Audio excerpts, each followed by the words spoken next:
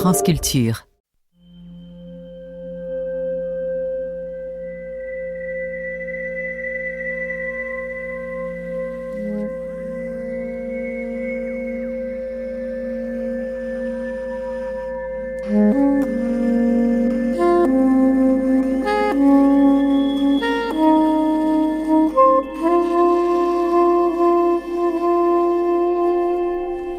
Alain Weinstein, bonsoir.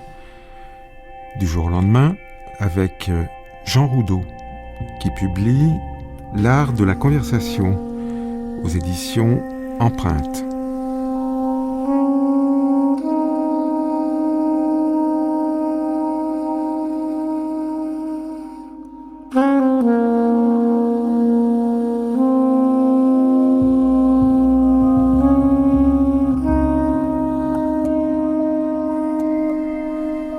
La véritable conversation, semblable à l'amour pur, est défaite du souci de convaincre ou de séduire. Celui qui parle sait que l'essentiel de sa parole est le vide dont elle suscite l'existence, comme le potier donne sa place à une cavité dans l'universelle vacuité. Et il sait aussi qu'il ne peut parler d'un mort qu'en donnant douloureusement la parole à un mort en soi. La parole, progressivement, le délivre de toute nécessité d'être.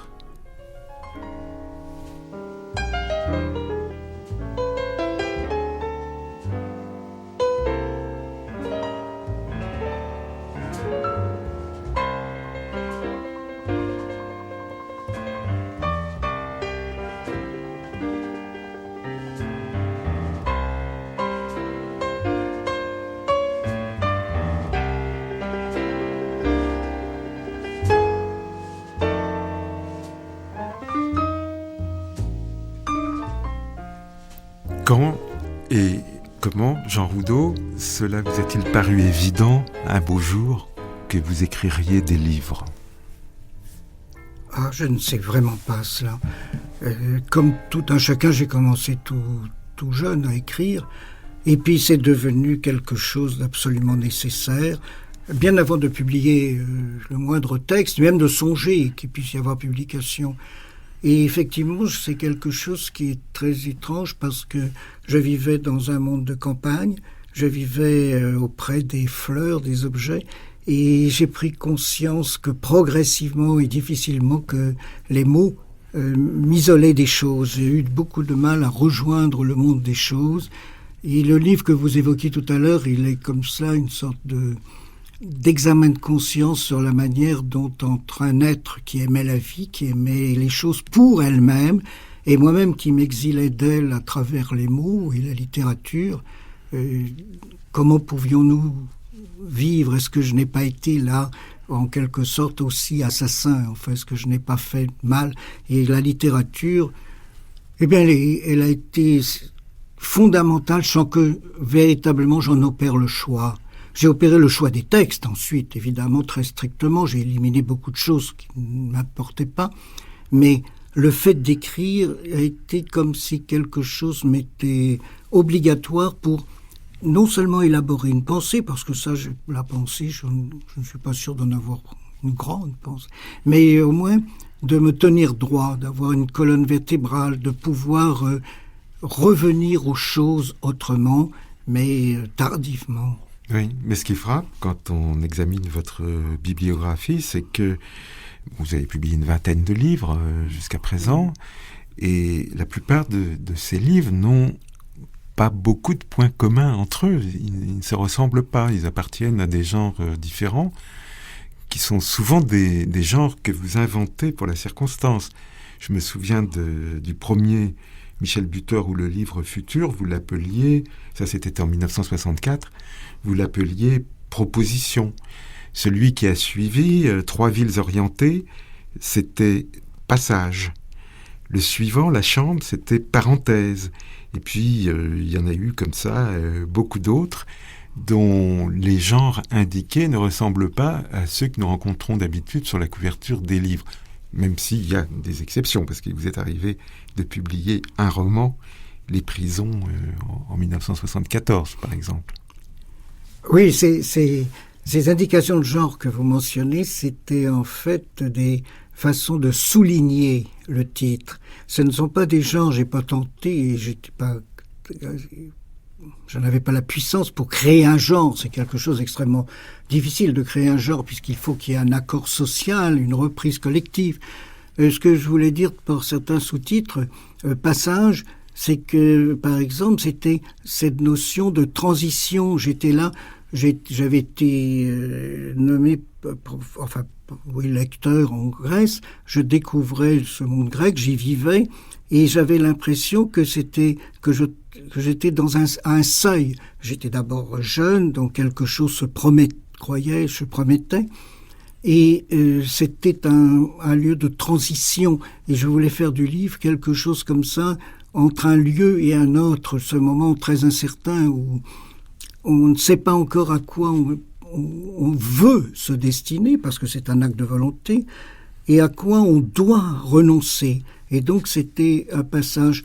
Parenthèse, c'était plus, si j'ose dire, humoristique, parce que je citais au départ en exergue un vers de Mallarmé, et l'essentiel était entre parenthèses. Alors c'était un peu pour souligner cet exergue. Vous voyez, ce sont des indications qui étaient dans mon esprit plus des indications de lecture ou de personnes, presque à la limite des autofictions. C'est le seul lieu où je parlais un peu de moi, où j'osais parler de moi, mais d'une manière très oblique, parce que directement ça n'avait pas grand intérêt, je n'avais pas grand-chose à dire de moi.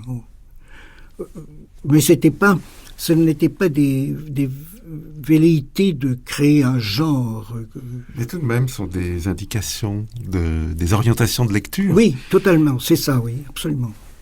Il y a eu également paysage d'accompagnement, oui. Relais critique.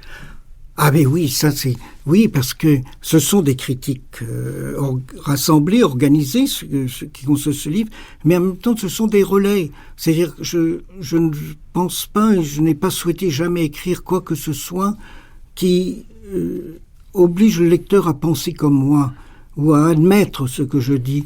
J'ai toujours voulu tenter de lui donner les textes comme des relais, comme des approches, avec des possibilités pour lui de prendre ce qu'il voudrait, de délaisser, et surtout, si j'y parvenais, de l'inquiéter, de le mettre l'esprit en action et de se dire non, c'est pas comme ça, de discuter. Alors c'était cela, c'était des textes critiques qui devaient servir de relais.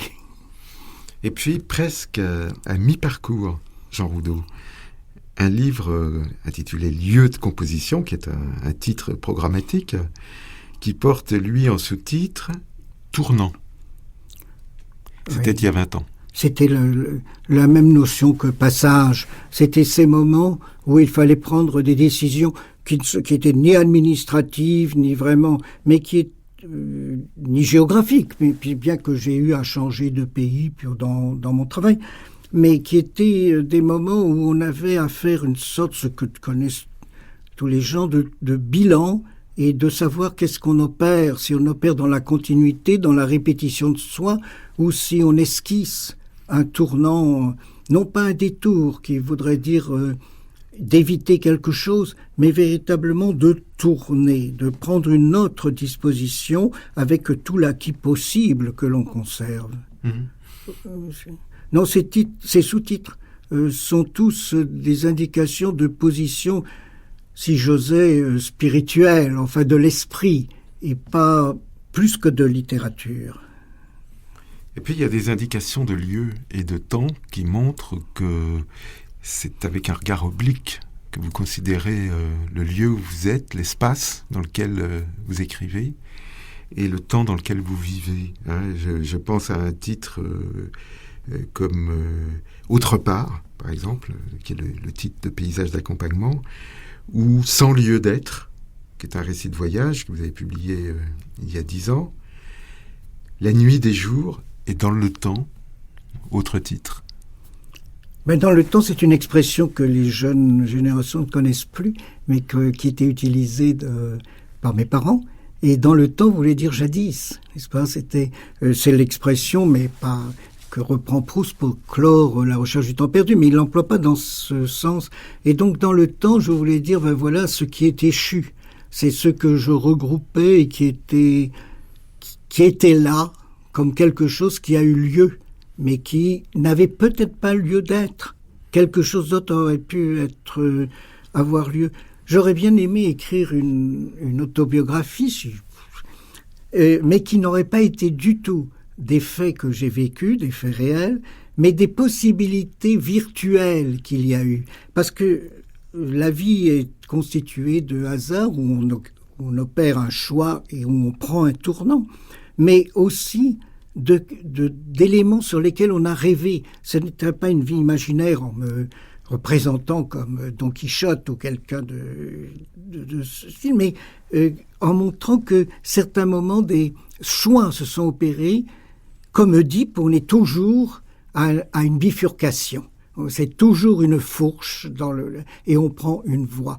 On la prend aussi raisonnablement que possible, mais d'autres vies étaient possibles. Et ce sont ces autres vies que j'aurais aimé raconter comme ayant pu, si elles avaient pu être les miennes. Pourquoi vous n'écririez pas cette autobiographie ? Parce que je suis âgé, que je n'arrive déjà pas à donner les livres qui sont déjà faits. Vous citiez le nom de Proust.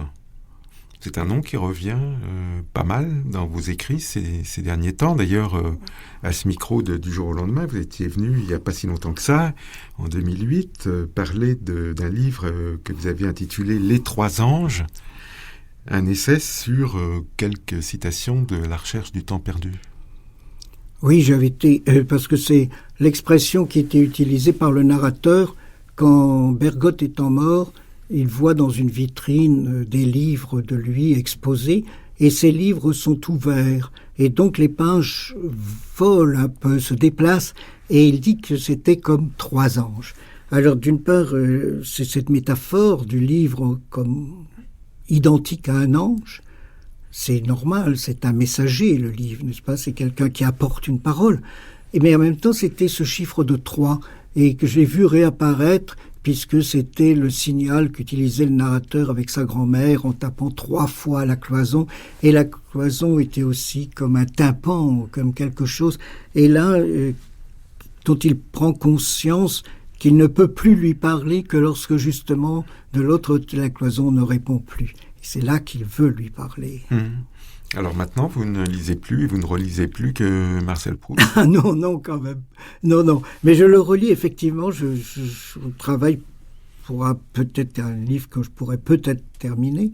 Mais non, je lis plein de choses à côté. Non, je lis avec bonheur, par exemple, les poètes, surtout.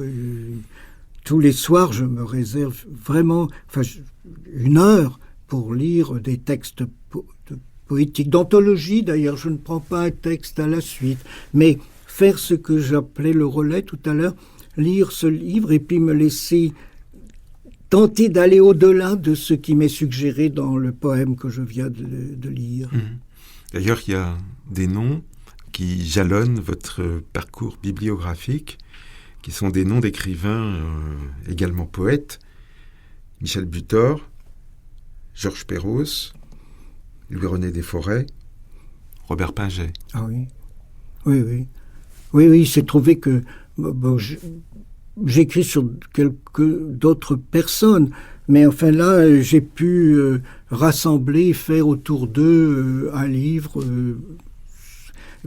C'est quelque chose qui est un peu trait au hasard. Vous voyez, c'est pas du tout le hasard dans le choix de ces textes, mais le hasard dans le fait que ça aboutit à un livre.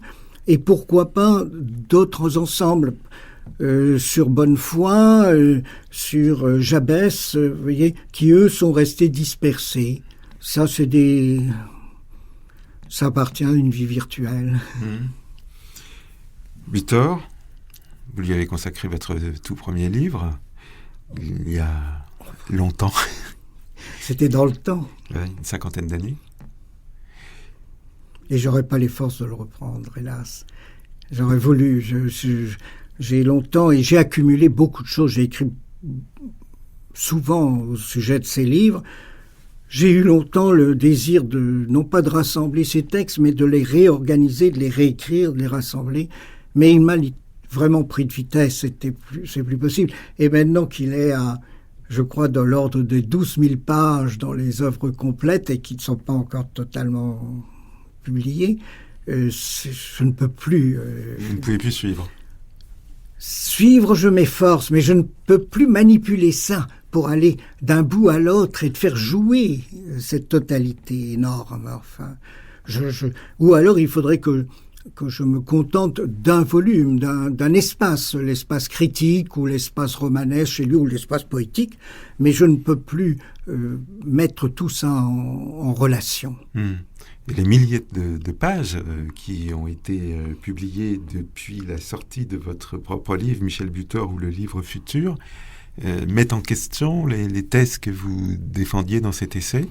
Oh, ça, je ne sais plus. Cet essai, je le laisse en bibliographie parce que ça me paraît un hommage rendu. Le livre a été épuisé assez rapidement et il ne fallait pas le rééditer tel quel. Et je vous dis, je n'ai pas pu le reprendre et le refaire. Mais non, la thèse, s'il y en avait une petite, l'idée c'était cet esprit qu'il a et qu'il a gardé de mise en relation. Et c'est ça qui me hante. Il y a un côté chez lui d'intelligence. Il y a deux dons pour moi, enfin en dehors c'est un don pédagogique, de partir de choses très banales, de perception du monde, de sensations, de sentiments, et de les faire éclore. Il a un don extraordinaire de prendre une chose simple et d'en faire comme une graine. Et ça germe, et on s'aperçoit que le moindre élément implique une totalité.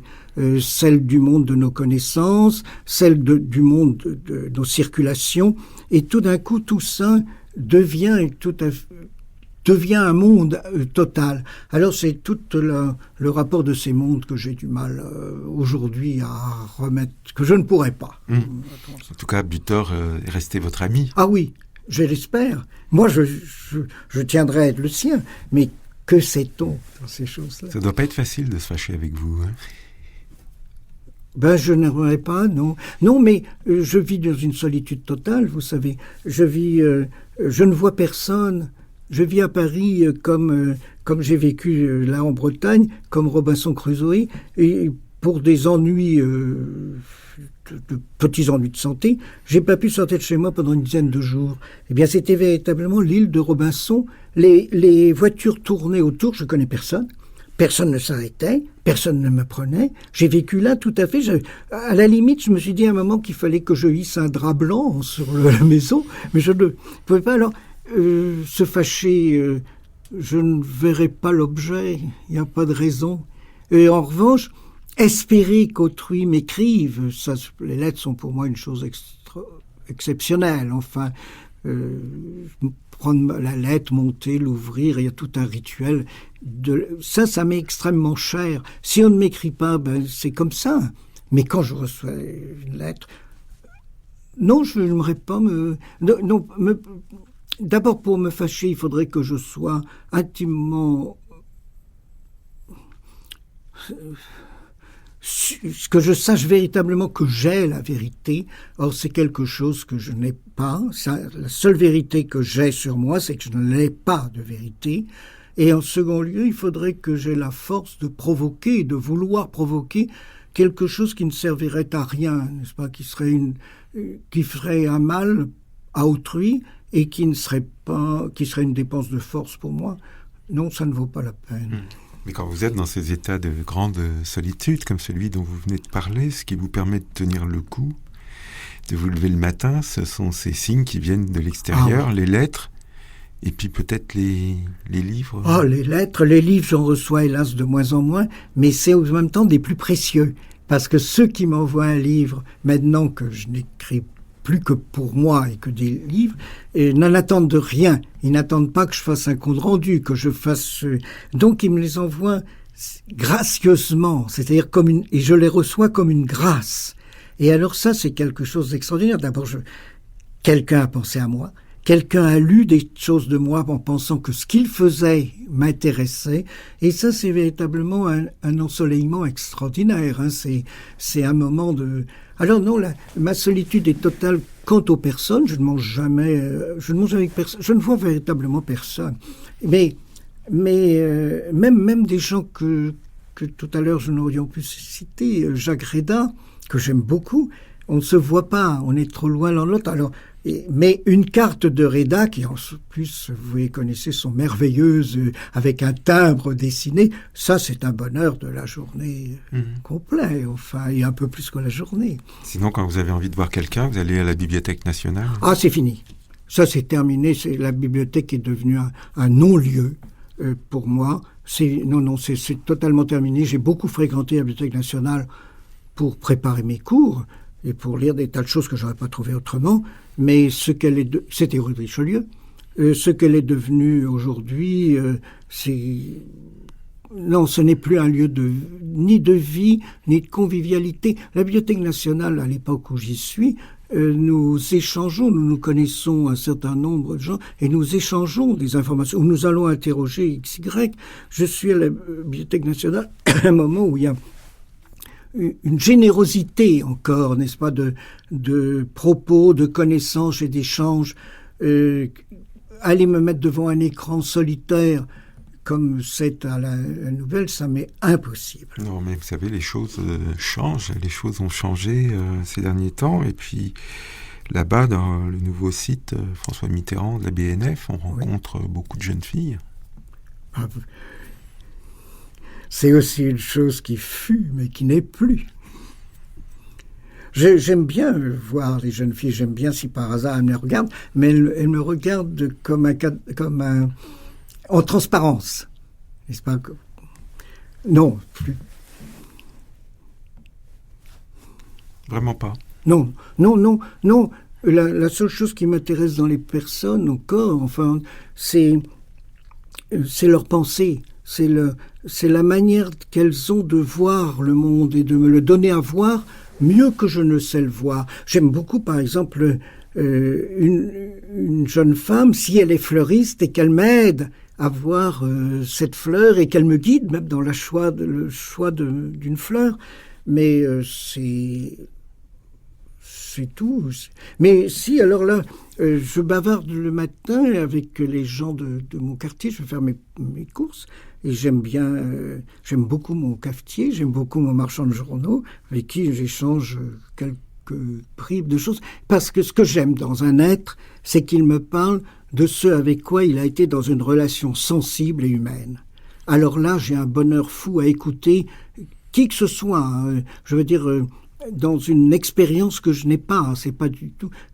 en Bretagne, un pêcheur, par exemple, la manière dont il me parle des errances, des bancs de poissons, des choses, ça c'est une merveille. Ou qu'il me fait voir le ciel parce que le temps va changer alors que la météo dit que ça reste, mais non, il a bien vu que là il y avait des nuages qui ne sont pas ordinaires. Ça c'est absolument merveilleux. La Bretagne, c'est devenu votre vrai lieu? Non, j'y vais quelques mois pour aérer la maison. C'est tout. Vous êtes aussi seul qu'à Paris? Oui. Peut-être plus même. Parce que les commerçants sont beaucoup plus éloignés, parce que tout le monde a une voiture et que ça s'est tout à fait construit autour de la maison que j'occupais. Et donc, je ne connais pas les gens, j'ai pas de relation. Non, je suis moins à Paris parce que le boulanger me connaît, je vous dis, le marchand de journaux surtout, que j'aime bien voir. Donc là, il y a beaucoup moins de solitude. Mais... Nous parlions d'amitié et de Bretagne. Un nom, évidemment, vient tout de suite à l'esprit, celui de Georges Perros, qui a été votre grand ami. Ah, mais c'était presque un temps de ma jeunesse, et c'est quelque chose qui a eu lieu dans le temps. Et ça, c'était... je regarde toujours, j'ai un très bel arbre devant chez moi, qui est sur la rue, qui est à la commune. Et un grand pin immense, et Georges Perros posait là sa moto chaque fois qu'il venait nous voir. Et je ne revois pas ce tronc sans penser à la moto de Georges appuyée contre lui. Mais c'était si longtemps. C'est quelqu'un avec qui il était possible de parler? D'avoir une conversation? Non. Non, pas dans le sens où aujourd'hui je prendrais le terme, pas dans ce sens. Il y avait avec Georges des essences sensibles, des gestes, une présence, des mots, mais tout de même l'essentiel de ce qu'il avait à dire, c'était dans les livres ou dans les cartes qu'il envoyait, c'était dans la correspondance. Quand nous étions ensemble, il y avait toujours des préoccupations secondaires. Alors, il se souciait de sa moto, il se souciait si quelqu'un pouvait, puisqu'il faisait des petites bêtises, et puis il y avait qu'il fallait regarder l'heure pour savoir si nous allions déjeuner ensemble, où nous allions, puis ensuite passer la commande. Il y avait, vous voyez, tous ces bruits parasites que j'ai cru, parasites de l'existence, et les choses délivrées se faisaient quand il rentrait. Et sur sa moto, il était seul, il se remémorait peut-être des questions que je lui avais posées, et c'était la lettre du lendemain ou du surlendemain qui faisait, elle, partie de la conversation. C'était le moment où j'étais aboli et où nous avions aboli les préoccupations immédiates et peut-être que nous pensions à l'époque mesquines, mais qui ne l'étaient peut-être pas. Et Louis-René Desforêts, alors, voilà un homme dont la borne n'était pas très facile. Oh, moi, j'ai eu que du bonheur à le fréquenter. Je ne le connaissais pas avant d'avoir écrit sur lui. Alors les choses. 2 livres sur lui. Oui. Alors les choses ont été faciles ensuite, mais ça a été là, ça a été un grand bonheur de présence. Malheureusement, je l'ai connu à la fin de sa vie, simplement, enfin les 10 dernières années à peu près, et il était terriblement souffrant. Et de plus en plus souffrant, alors ça rendait, j'allais le saluer à sa demande, et souvent il me téléphonait en me demandant si je pouvais passer le voir, mais je voyais au bout de quelque temps que, alors qu'il avait une immense dignité, qu'il n'aurait pas fait part du mal qu'il avait, mais qu'il ne fallait pas rester. Alors là, c'était infiniment de tendresse entre nous, mais ça rendait... La conversation, là aussi, elle s'est faite à travers des 2 livres que j'ai faits sur lui. C'est à ça que je lui ai adressé.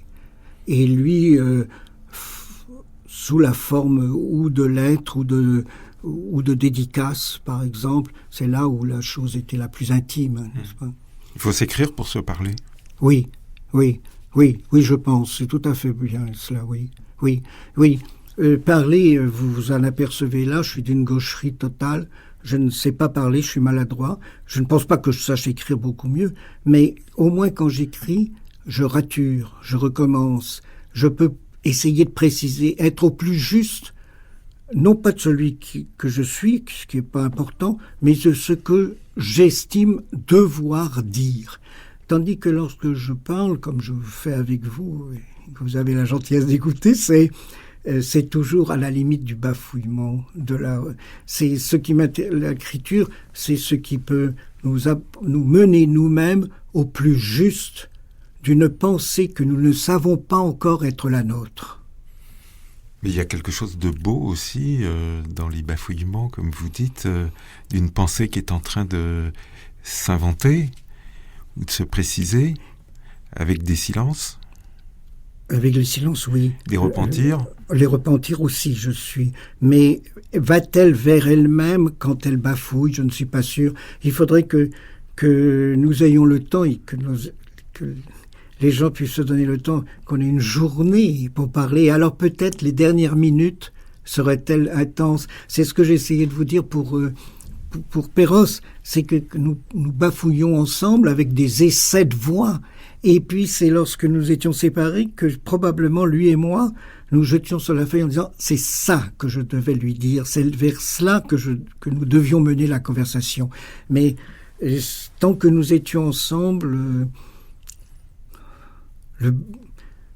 J'aurais bien aimé pouvoir écrire quelques lignes peut-être qui aient été à peu près justes et qui étaient non pas sans défaut, mais avec un défaut productif, un défaut germinatif en lui. Et ça, c'est l'écriture. Je vous écoute. La parole est de tendresse. La parole, elle est importante, évidemment, mais dans la mesure où elle permet de voir le visage de l'autre, d'être attentif au visage de l'autre, mais elle n'aide pas à la composition du rapport, comme le fait l'écriture. Et quand je dis l'écriture, c'est celle d'autrui aussi, c'est ce que je reçois d'autrui, ce sont les livres d'autrui que nous évoquons, c'est surtout leurs paroles, leurs poèmes. C'est là que nous existons dans cet espace où nous recevons la parole de l'autre comme si elle avait été la nôtre, menée jusqu'à son terme le meilleur. C'est avec les livres, avec tous ces livres que vous recevez ou qui sont avec vous dans votre bibliothèque, que vous écrivez vos livres? Oui. Mais j'ai assez peu de livres ici à Paris. J'ai une très petite surface d'habitation.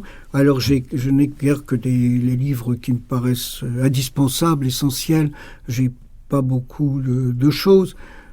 J'ai le Proust que vous évoquiez, qui me fait faire des allers-retours, mais qui sont... Voilà, j'ai peut-être avec Proust des relations plus intimes que n'ont eu les duchesses de sa période. C'est ça que... Et quand je prône la littérature comme ça, ce n'est pas pour exiler des êtres, des personnes, c'est au contraire pour pouvoir mieux les entendre. Et par là même, mieux saisir ce vers quoi je vais. Et le saisir surtout, essayer de le saisir d'une manière plus apaisée. Dans la solitude dont vous parliez tout à l'heure, Jean Roudot, vous continuez à écrire. Vous écrivez des textes qu'on peut lire dans cette très belle revue Théodore Balmoral, oui, qui semble être aujourd'hui votre revue. C'est Thierry Bouchard qui dirige, a la gentillesse de me demander. Alors quand j'ai quelque chose que j'imagine achevé, je le lui adresse, oui. Et puis avec Olivier Betchen, qui dirige la revue Belles Lettres, où aussi j'ai donné... Il y a des choses, dont le dernier était sur Perros, justement. Alors la revue Belles Lettres, c'est une revue publiée en Suisse, oui. Il faut le préciser. Et c'est un éditeur établi en Suisse, Empreinte, qui publie votre dernier livre, L'art de la conversation. Empreinte, un éditeur qui va fêter très prochainement son 25e anniversaire, ce qui prouve qu'on peut durer même quand on publie une littérature extrêmement exigeante. Il y a votre livre et deux autres qui ont été publiés simultanément, celui de Jacques Roman, La nuit tournoie passionnée, et celui de Françoise Mathey, L'or dans la poussière des seuils. Votre livre, un titre qui se prête à l'interview, L'art de la conversation, mais il s'agit en rien d'un essai sur la conversation. C'est un livre dont il est presque impossible de parler. C'est ce que vous me disiez lorsque nous nous sommes rencontrés dans l'autobus pour venir au studio enregistrer cette émission. Et c'est pourquoi je n'ai réservé que quelques minutes à ce livre dans notre émission.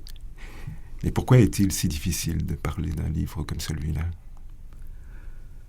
Mais parce que c'est un livre, d'une part, à mon propre égard, sévère, parce que c'est le livre écrit à la mémoire de la personne avec qui j'ai vécu 50 ans, et qui elle, était vivante, joyeuse, heureuse, et quand, pour ma part, je m'isolais dans la littérature et dans les textes. Et je préférais des signes morts à quelque chose qui était actif en elle. Malgré ça, elle a bien voulu demeurer près de moi, mais je sens maintenant qu'elle n'est plus, combien cela a dû lui rendre la vie très difficile de me voir dans cet isolement constant. Et puis en second lieu, c'est un livre, c'est un titre ironique, parce que évidemment je ne peux converser avec elle que depuis qu'elle n'est plus, et là depuis qu'elle n'est plus je lui parle beaucoup plus, alors qu'avant, comme je l'évoquais avec Perros, finalement vous m'avez très bien aidé à dire tout ce que j'avais à dire de ce livre en parlant d'autres. Et bien, avec elle, évidemment, toute la vie quotidienne nous envahissait, les difficultés, les soucis pour nos enfants, les problèmes de poste, des choses, si bien que nous ne conversions pas. Le soir, la lassitude était telle que si on avait quelque temps, et bien moi, très égoïstement, je les prenais pour corriger une page. Et c'est maintenant qu'elle n'est plus là que je peux converser avec elle. Et en même temps, ce livre, j'avais l'intention un peu cachée de dire que c'était aussi l'art de la conservation. Parce que ce que j'aurais voulu faire de ce livre, c'était une sorte de stèle. Une stèle creuse, enfin pas vide, un petit monument de rien. Mmh. Et en hommage à ce qu'elle a supporté, d'où ces mots, pour les différentes parties, il y en a une qui s'intitule « Point de fuite », c'est-à-dire que devant la mort, il n'y a point de fuite, mais c'est aussi le point de fuite pictural qui nous emmène dans cet arrière-pays, ou bien l'autre qui est « Terre promise », hélas, ce n'est pas la terre du bonheur, c'est la terre promise qui c'est l'enfouissement. Et donc c'est ce double jeu que j'ai essayé de restituer, mais l'essentiel est de si je pouvais, il faut que nous nous parlions avant que nous soyons seuls. C'est comme le pauvre narrateur qui s'aperçoit que sa grand-mère, qu'il adorait, qu'il avait besoin de parler avec sa grand-mère, mais au moment où elle ne répond plus aux 3 coups qu'il frappe à la cloison. Ben, vous voyez, Jean Roudot, ce livre, vous l'avez intitulé « L'art de la conversation », mais vous auriez pu aussi bien l'appeler « À la recherche du temps perdu ». Ah oui, mais en déploration du temps perdu. Alors que la recherche du temps perdu va combler le narrateur, dit-il. Je suis un peu sceptique sur le côté heureux de la fin du livre, mais du moins le dit-il, il faut le prendre. Tandis que pour ma part, ce serait une déploration. Il y a une surprise. Et cette surprise, c'est un poème. Oh, vous êtes très très généreux. Ce sont des lignes qui sont inégales, mais hélas, je n'atteindrai jamais au poème. Le poème, c'est pour moi une expression qui ne permet plus ni permutation ni substitution, qui est arrivée à sa forme. Là, pour prendre la parole, j'ai eu besoin de briser quelques lignes, mais très sincèrement et sans jouer à l'humilité, ce n'est pas un poème. J'ai repéré ces 2 lignes, car ce qui s'écrit est étranger à ce qui se vit. Ah oui. Si je ne me suis pas trompé, c'est bien ma faute. C'est-à-dire que j'ai écrit sur ce qui n'était pas, en m'isolant, en m'exilant de ce qui était. L'écriture, là, j'ai peut-être été trop hanté par Blanchot, ce n'est jamais qu'une écriture du manque. Mais pas du désir, mais du manque, de l'absence. L'écriture a à faire avec la mort. Ce que n'ont pas les autres arts, la peinture, la sculpture n'ont pas à faire avec la mort. C'est une gestuelle, c'est une action. Mais la littérature, c'est une substitution de quelque chose qui n'est pas ou qui n'est que sous forme de signe à quelque chose que l'on ne peut plus saisir, alors que c'est là, sous la main, et que c'est là à vivre.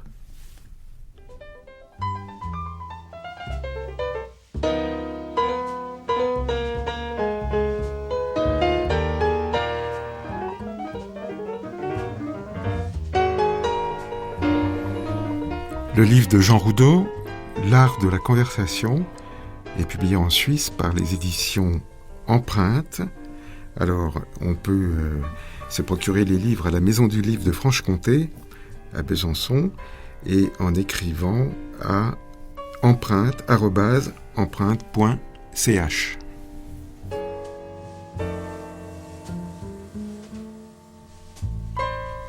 Du jour au lendemain, Benjamin Vignal, Anne Franchini, Didier Pinault, Alain Weinstein. Bonsoir.